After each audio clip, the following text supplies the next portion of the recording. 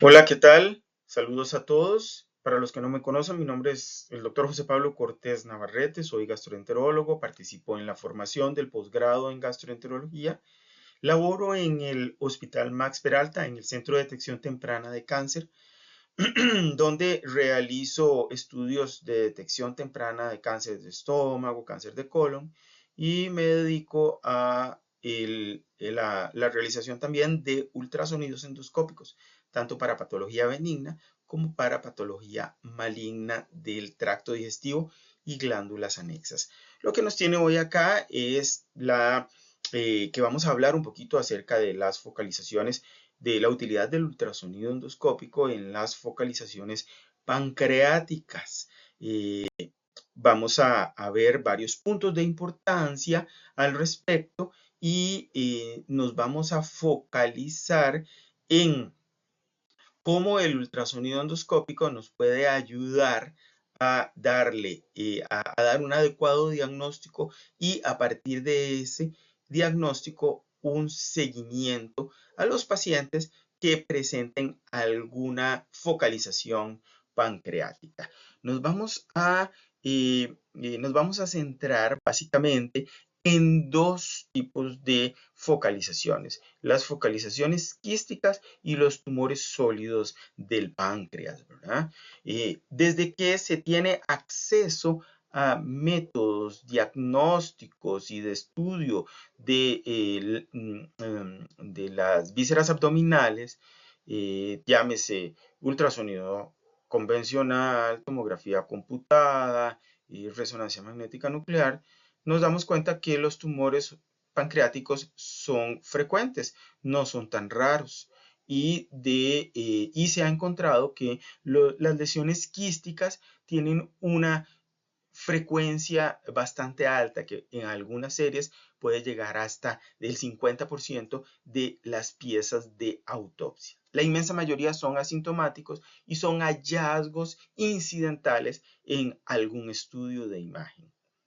Sí se sabe que la inmensa mayoría de los tumores malignos del páncreas provienen de la parte exocrina de la glándula, ¿verdad? También entre los tumores, pues la gran mayoría corresponden a los histadenomas serosos, que son tumores de estirpe benigno, pero también hay lesiones que navegan entre la benignidad y la malignidad y son especialmente las lesiones productoras de mucina, en las cuales el ultrasonido endoscópico revierte una importancia fundamental, porque este tipo de lesiones deben tener un seguimiento y un abordaje diferente de las lesiones que corresponden a focalizaciones de tipo benigna. También podemos encontrar otras lesiones que no corresponden a tumoraciones, pero sí son focalizaciones asociadas al páncreas, como son los pseudoquistes, la aparición de linfomas, sarcomas, cistoadenocarcinomas y las metástasis, que son relativamente frecuentes cuando estudiamos pacientes con patología pancreática. Con respecto a las lesiones quísticas, su clasificación en un principio fue un tanto nebulosa, pero ahora las podemos clasificar entre lesiones quísticas congénitas, como los quistes verdaderos o los síndromes de poliquistosis glandular, que son más o menos frecuentes, no son tan frecuentes cuando uno evalúa pacientes adultos con patología pancreática. Las lesiones quísticas productos de enfermedad inflamatoria, que estas sí son bastante frecuentes, ¿verdad? Y la principal son los pseudoquistes secundarios a algún proceso de pancreatitis, ¿verdad? Y las lesiones neoplásicas, que son las que nos tienen aquí en esta sesión de hoy, ¿verdad? Que se van a dividir en las benignas, lo que les decía, como el cistadenoma seroso, ¿verdad? las lesiones malignas o que tienen algún potencial de malignidad, y ahí van a estar principalmente las focalizaciones de tumores productores de mucina. Y entre las que están las más importantes, la neoplasia quística mucinosa y los IPMN, que ahorita los vamos a tocar con más detenimiento.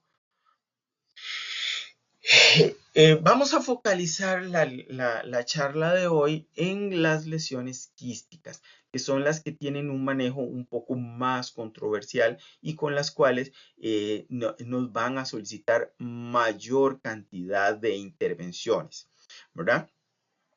Dichosamente, la inmensa mayoría de las lesiones quísticas van a corresponder a lesiones benignas. Pero como les dije antes, es importante detectar las lesiones productoras de mucina, ya que estas tienen algún potencial maligno, unas más que otras.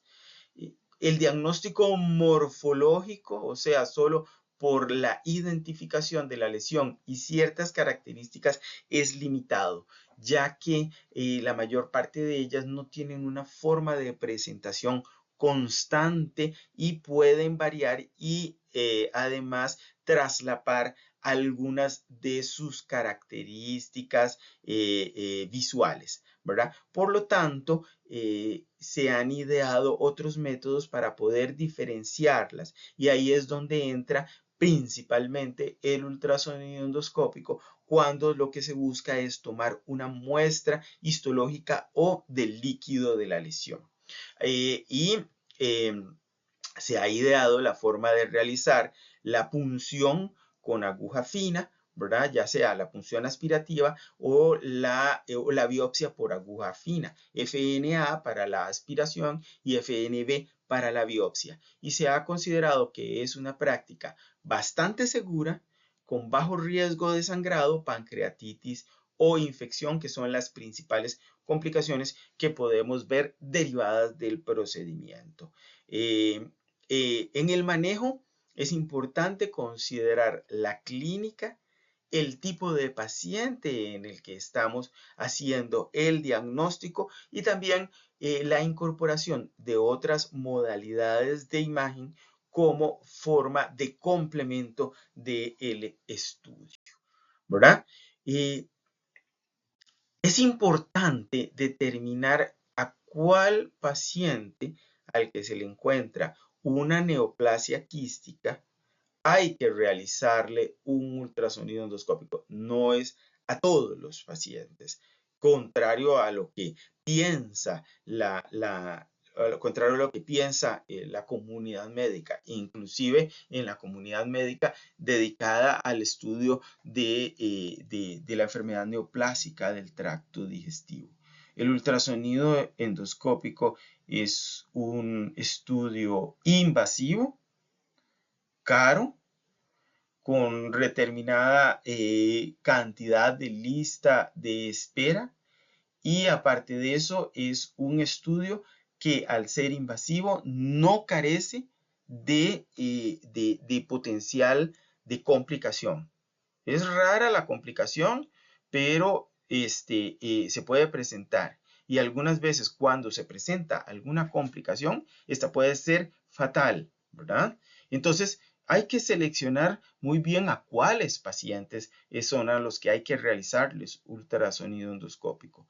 No existe un lineamiento claro, y cada una de las asociaciones o de las sociedades dedicadas al estudio de la patología digestiva tienen sus propios criterios. Aquí los pueden ver, varios de los criterios que se pueden utilizar o que utilizan cada una de ellas. Nosotros obviamente no tenemos criterios ya bien establecidos para ver a cuál paciente se le realiza el ultrasonido endoscópico y a cuál no. Por lo cual nos basamos en los criterios en los criterios publicados en la literatura y también mucho en el sentido clínico, en el sentido común de a cuál paciente realizarle ultrasonido endoscópico. Ahorita vamos a retomar esta situación. ¿Cuáles son los aspectos a valorar en cuando estamos realizando un ultrasonido endoscópico para determinar cuál es la probabilidad de que ese paciente tenga una neoplasia intermedia, digámosle así, o una neoplasia, o que tengamos que sospechar que haya una neoplasia maligna? Número uno, el número de quistes, si es un quiste único o si son varios quistes que están separados o coalescentes. La localización y el tamaño de los quistes. No es lo mismo que ustedes se presenten con una lesión quística en la cabeza del páncreas o en la cola pancreática, ¿verdad? Si la localización del quiste es intrapancreático, como en las neoplasias serosas, o en las neoplasias mucinosas, o en los IPMN, o bien si corresponde a algo extrapancreático, como lo son los pseudoquistes o las lesiones metastásicas a ganglios peripancreáticos que pueden tener degeneración quística. ¿Cómo está la pared del quiste? Si es una pared gruesa o si es una pared delgada. Eso es un punto muy importante. Y lo mismo si los quistes están septados y alguno de esos septos posee un nódulo mural, ¿verdad? Si hay masa sólida asociada al quiste, ya sea en continuidad del quiste o en alguna otra zona del páncreas. Si hay calcificación central o periférica, como les dije, si hay presencia de septos dentro del quiste o si es un quiste uniloculado, ¿verdad? La presencia de material ecogénico móvil dentro del quiste, ¿verdad? La comunicación, y este es un punto muy, muy importante, si hay comunicación con el conducto pancreático principal o con alguna rama secundaria. Y otra cosa importantísima, porque la mayor parte de los criterios que nos sugieran que haya algún grado de malignidad es si hay dilatación o no del conducto pancreático principal.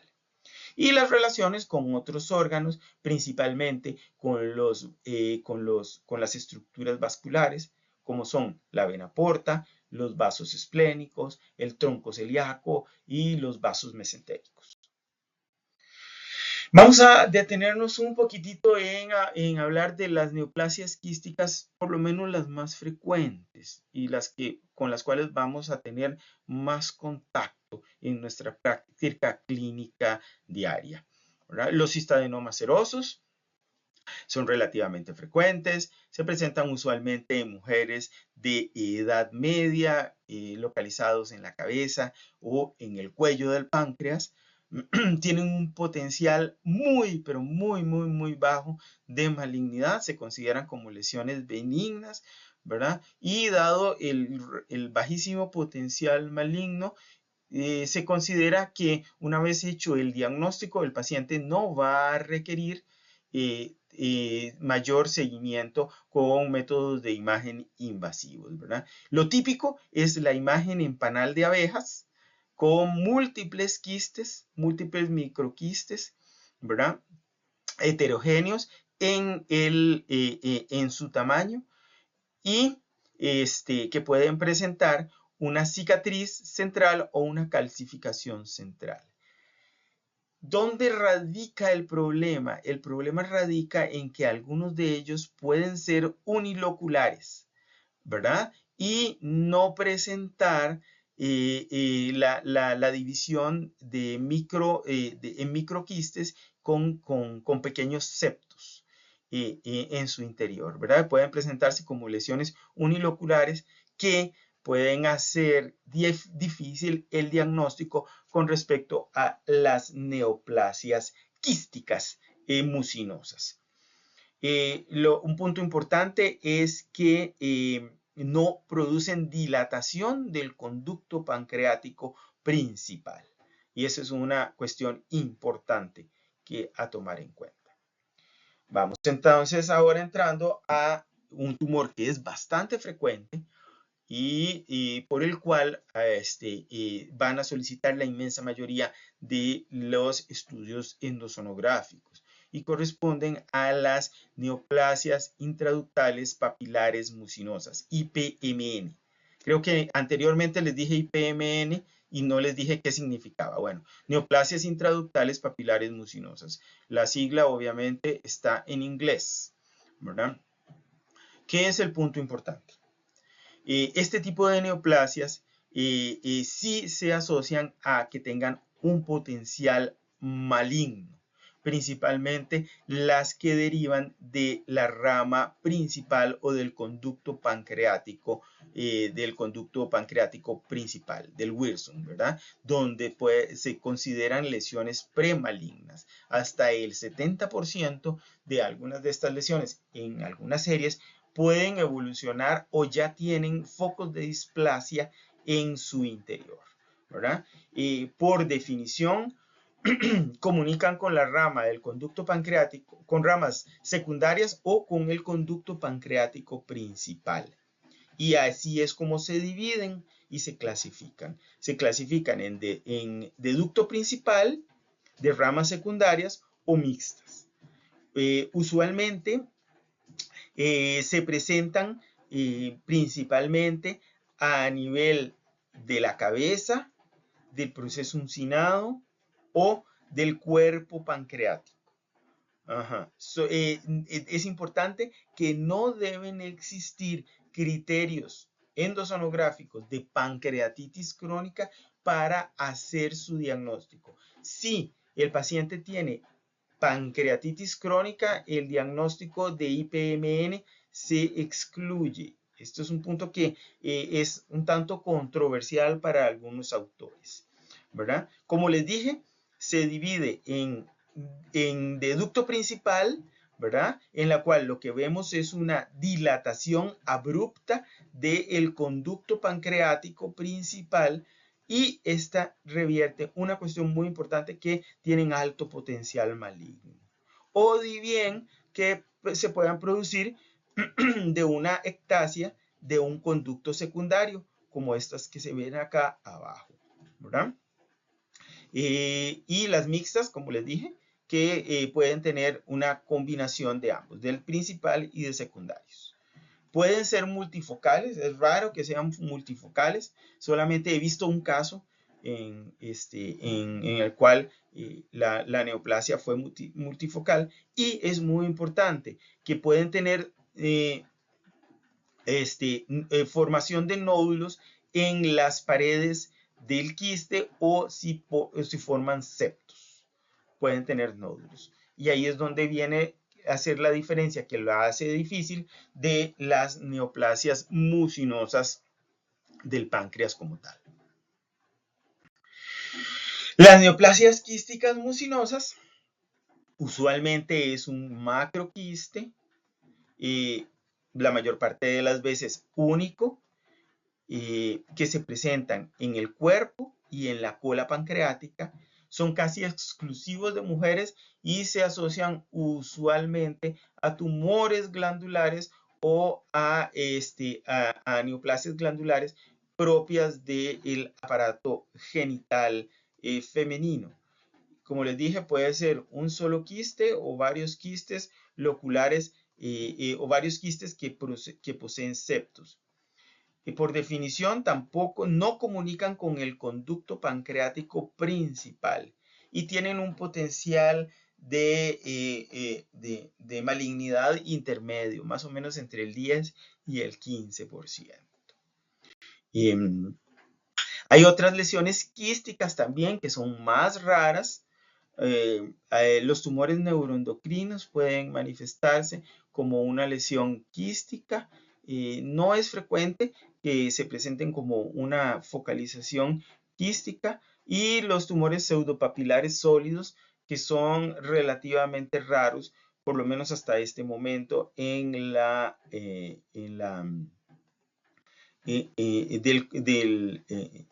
hasta este momento en las series casuísticas, ¿verdad? Los tumores neuroendocrinos, como les dije, pueden tener algún componente quístico o algún tipo de degeneración quística. Tienden a ser hipervasculares a diferencia de las otras lesiones que son hipovasculares y sí tienen un potencial maligno no despreciable. Los tumores pseudopapilares sólidos tienen la característica de que tienen componente sólido y una muy importante es que poseen calcificaciones en su interior. Luego, las neoplasias, que no son neoplasias, perdonen la expresión, pero que son bastante frecuentes, y el principal es el pseudoquiste pancreático, en el cual debemos tener el antecedente de pancreatitis aguda o crónica. Y se produce porque hay alguna disrupción en el conducto pancreático principal o en alguna de sus ramas secundarias que se hacen que las secreciones pancreáticas se vayan acumulando en el espacio peripancreático y forman la acumulación. ¿Por qué son pseudoquistes? Porque no tienen pared verdadera o con epitelio. Lo que tienen es una membrana fibrosa que los recubre, ¿verdad? Como son producto de un proceso inflamatorio, de un proceso necroinflamatorio, pueden tener detritus en su interior. No necesariamente su contenido tiene que ser líquido puro, ¿verdad? Y en la mayor parte de ellos podemos ver cambios de pancreatitis crónica en la glándula remanente. ¿Cuáles son los pacientes que les decía? Y esto es muy importante. Si se quiere, esta es la diapositiva más importante de toda la charla, es cuáles son los pacientes en los cuales nosotros tenemos que sospechar que estamos ante una lesión maligna o una lesión con potencial maligno. Y estos son los principales pacientes en los cuales la mayoría de las guías indican que debe tener ultrasonido endoscópico o que el paciente debe derivar hacia ultrasonido endoscópico. Nótese que estas características las tenemos que ver usualmente en algún otro método de imagen, ya sea ultrasonido abdominal, tomografía axial computada, resonancia magnética. Y es los quistes que tengan un tamaño mayor a 30 milímetros, que tengan una pared o un septo grueso, que tengan una masa sólida asociada, como esta que está acá. Está la lesión quística con la masa sólida y la pared del quiste se encuentra engrosada. No es una pared delgada, como esta que está acá, ¿verdad? Que tengan un nódulo mural, como esta cosita que se ve acá. Y algunas veces es difícil diferenciar entre un nódulo mural o bien la presencia de una de mucina espesa a ese nivel, ¿verdad? Y ahí es donde muchas veces hasta el ultrasonido endoscópico tiene una alta tasa de falsos, un valor predictivo negativo. Cuando haya dilatación focal o distal a la lesión del conducto pancreático principal, ¿verdad? Y decimos que hay dilatación cuando el conducto pancreático principal mide más de 10 milímetros, principalmente a nivel del cuerpo y la cola del páncreas. O cuando tengamos signos de obstrucción biliar, cuando veamos que el colédoco se amputa bruscamente y se dilata en forma proximal.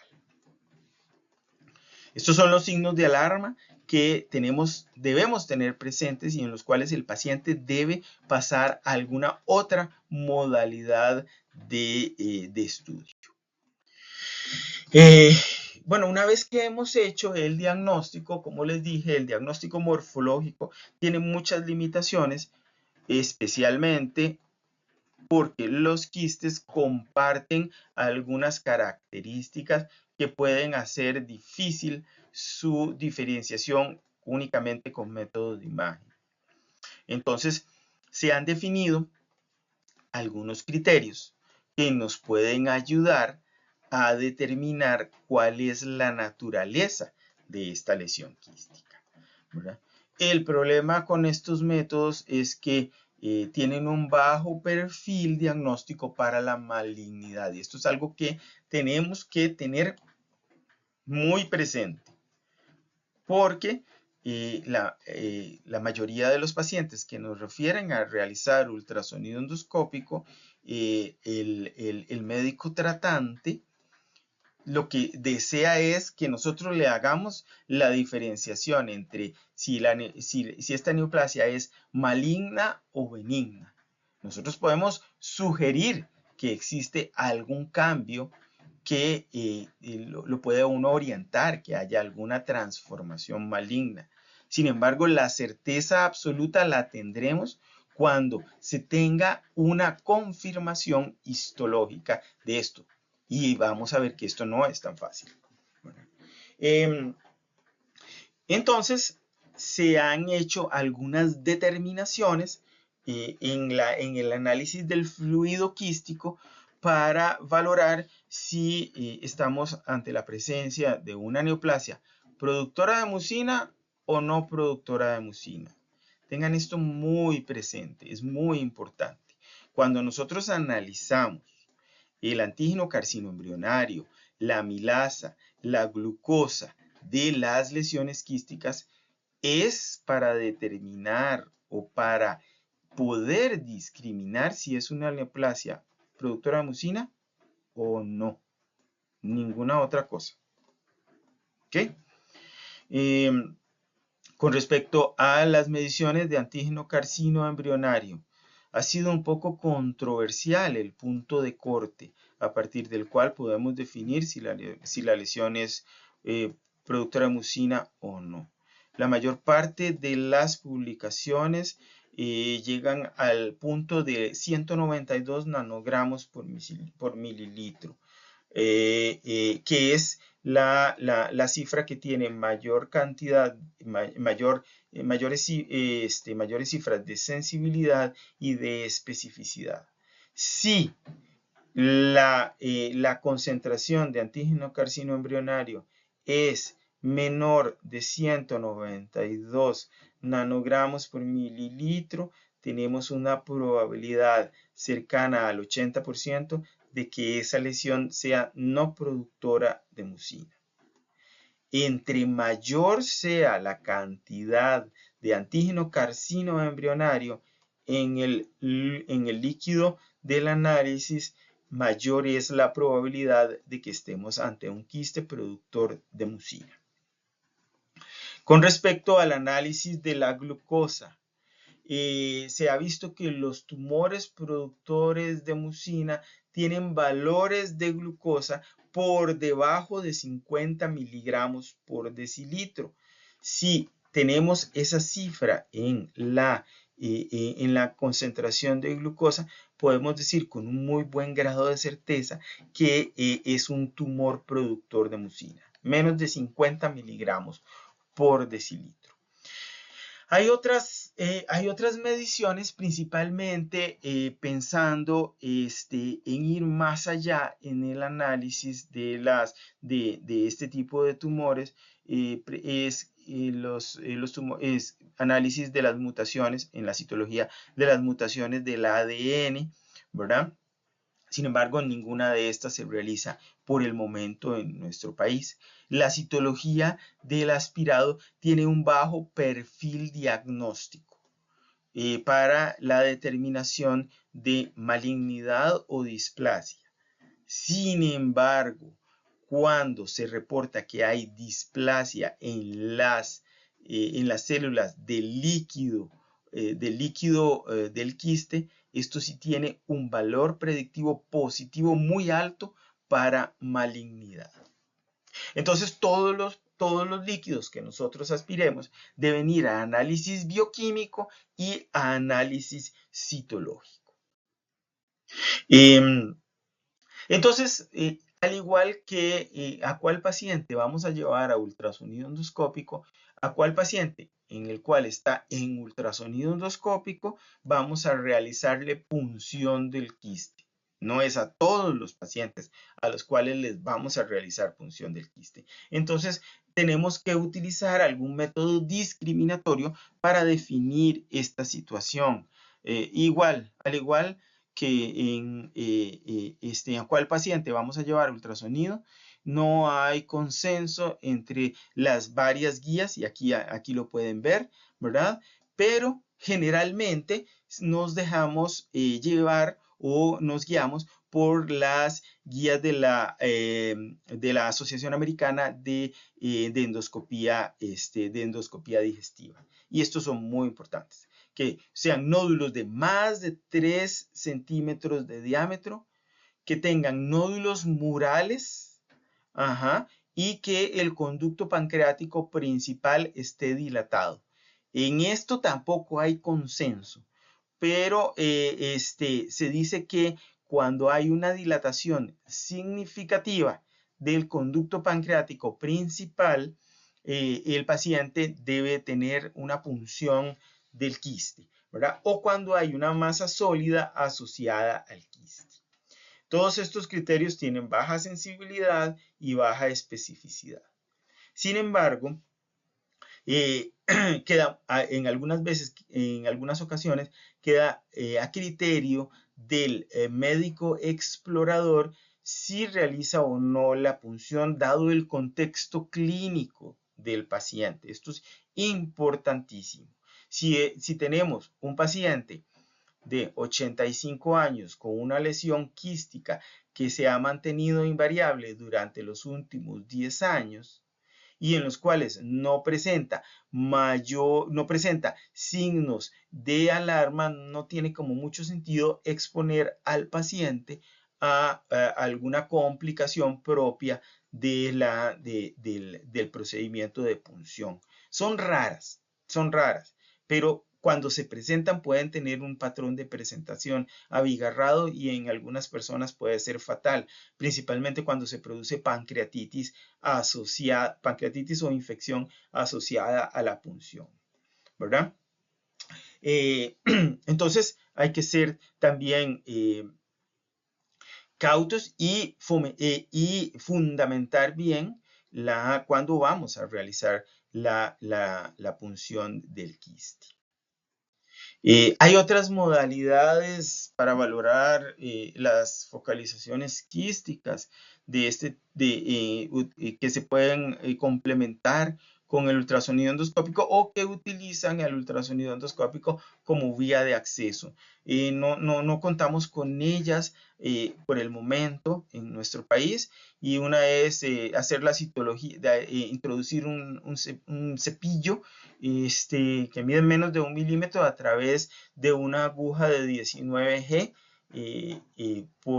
guiado por ultrasonido endoscópico, y hacer un cepillado principalmente de las paredes y de los septos de la lesión quística, o una biopsia por aguja. Se introduce una aguja que tiene una cucharilla para tomar biopsia de menos de 1 milímetro de diámetro, que se introduce a través de una aguja de 19G también, en la cual y se puede obtener una muestra de la lesión.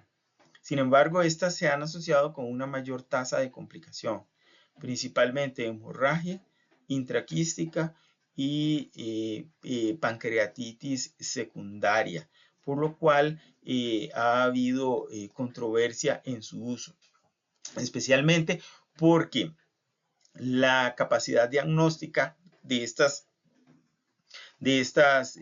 técnicas aumenta con respecto a la aspiración del fluido. Sin embargo, no llegan a cifras adecuadas para el diagnóstico de malignidad, que es lo que nos interesa en este caso. Y un campo que está en boga y en auge y que tiene aplicaciones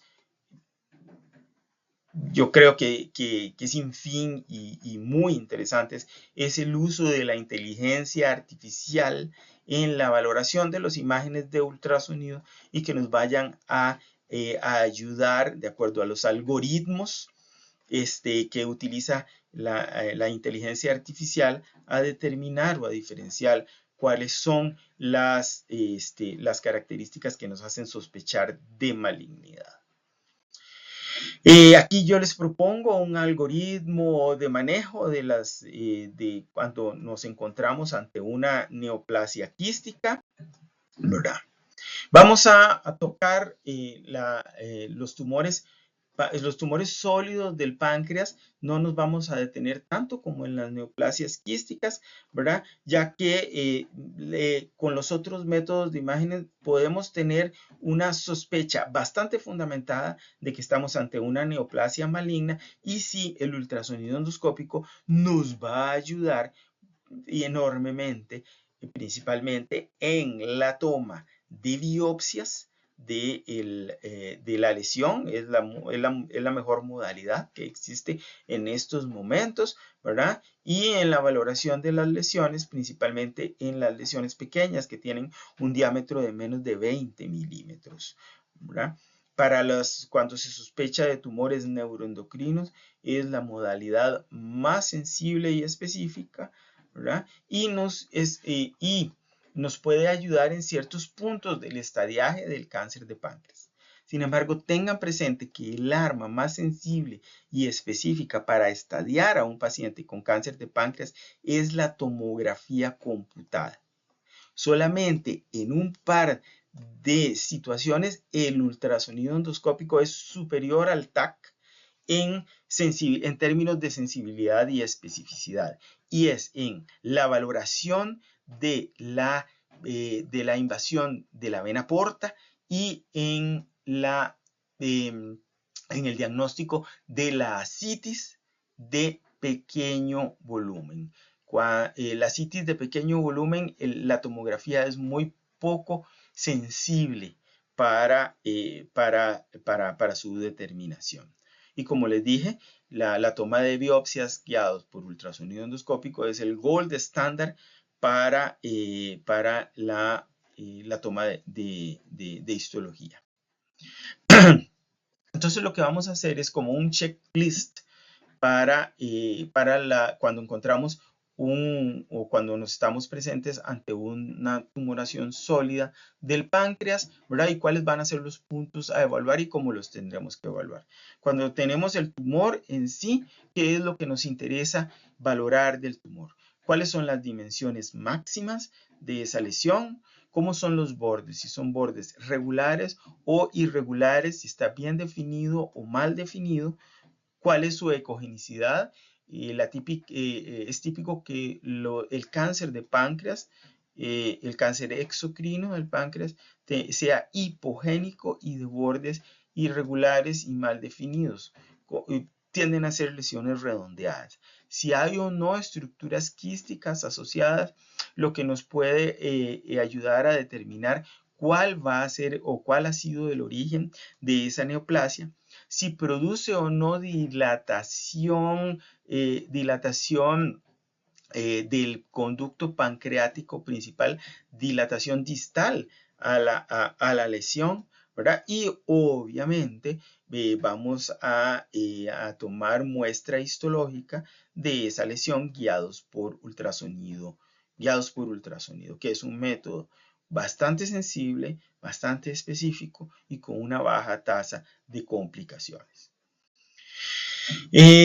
Un punto importantísimo es valorar la invasión vascular, y esto lo vamos a determinar de acuerdo a la localización de la lesión. Cuando estamos en tumores que involucran la cabeza del páncreas, es muy importante determinar la invasión portal, la invasión de la confluencia portoesplénica, la invasión de los vasos mesentéricos y de la arteria gastroduodenal. ¿Por qué? Porque la invasión de los vasos mesentéricos y de la vena porta son los que van a determinar si este paciente es candidato a tratamiento quirúrgico o no.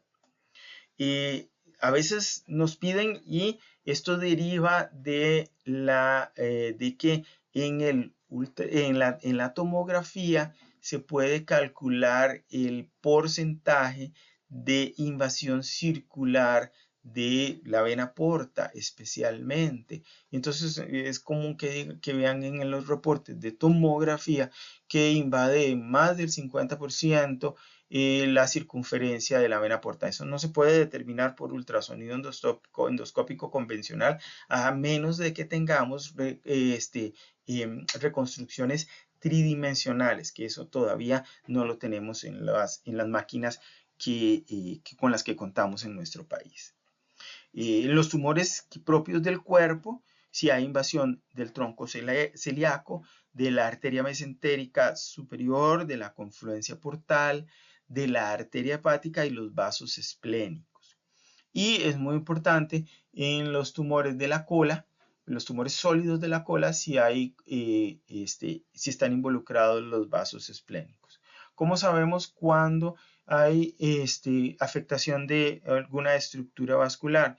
Normalmente las paredes vasculares son hiperecoicas y bien definidas, principalmente las paredes arteriales.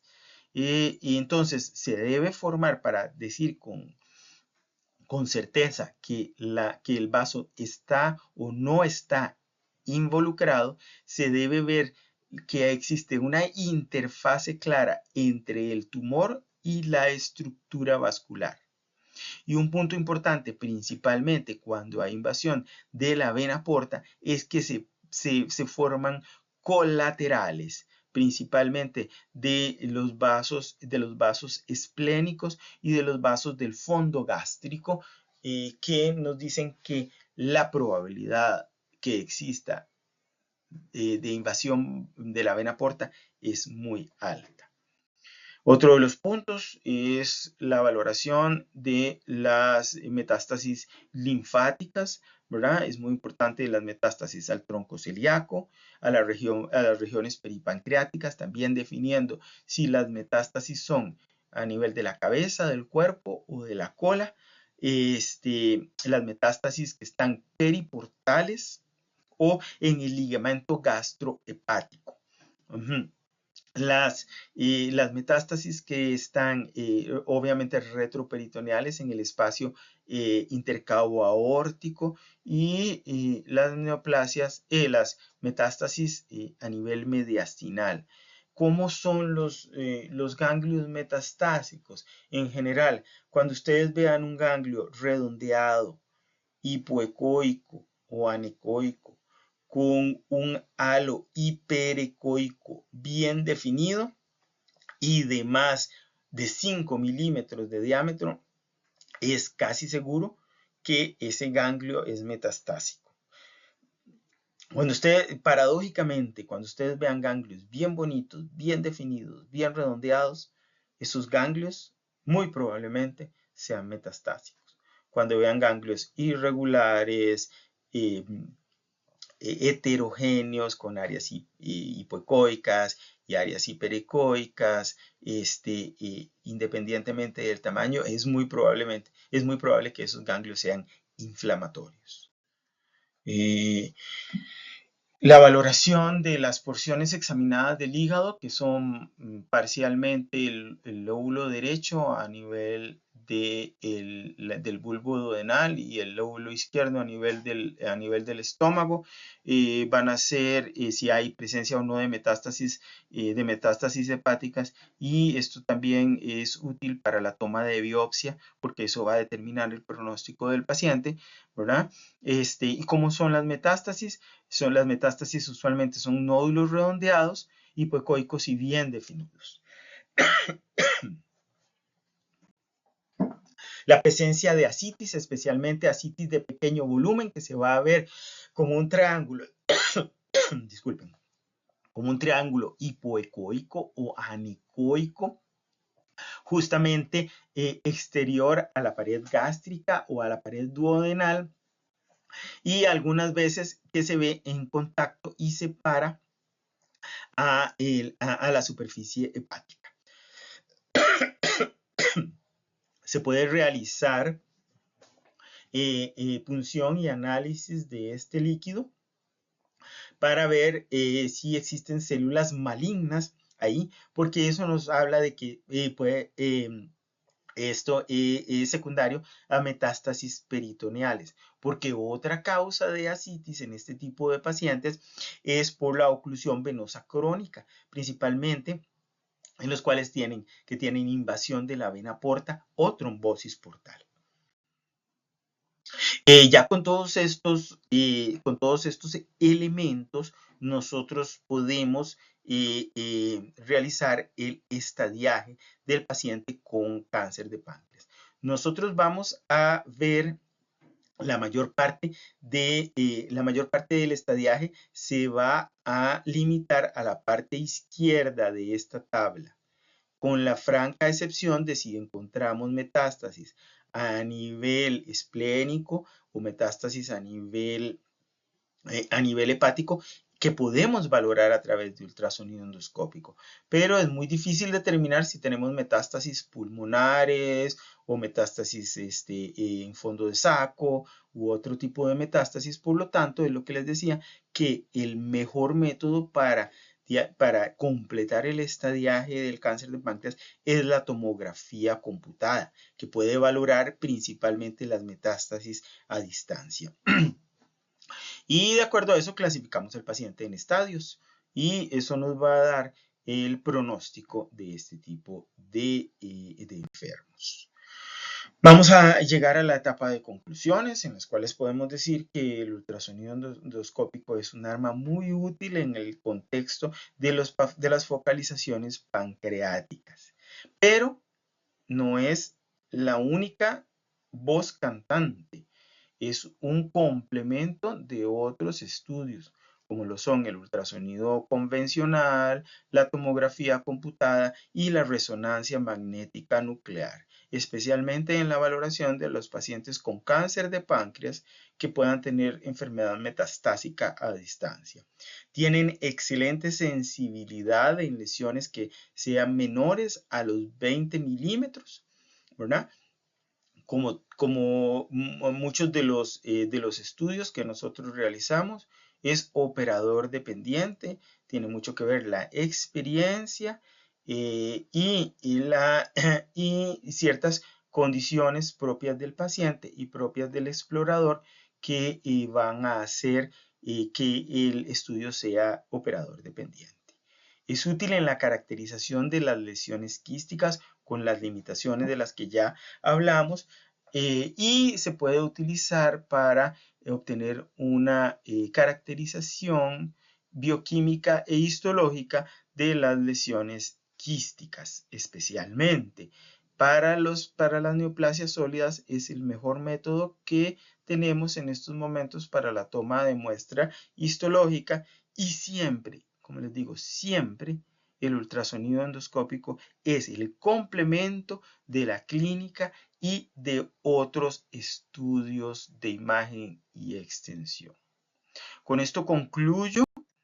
Les agradezco la atención que vayan a tener a esta clase, y después podemos despejar dudas con el material bibliográfico que se les ha hecho llegar. Muy buen día y muchos éxitos en toda su actividad académica.